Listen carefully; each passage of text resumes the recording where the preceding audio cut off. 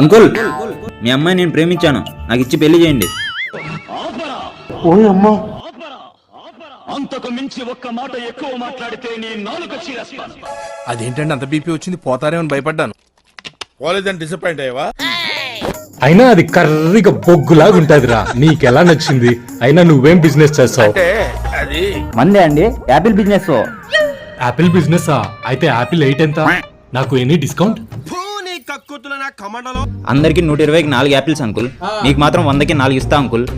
Apple business అంటే Apple ఫోన్ల business అనుకున్నా. యాపిల్ కాయల బిజినెస్. అవును అంకుల్.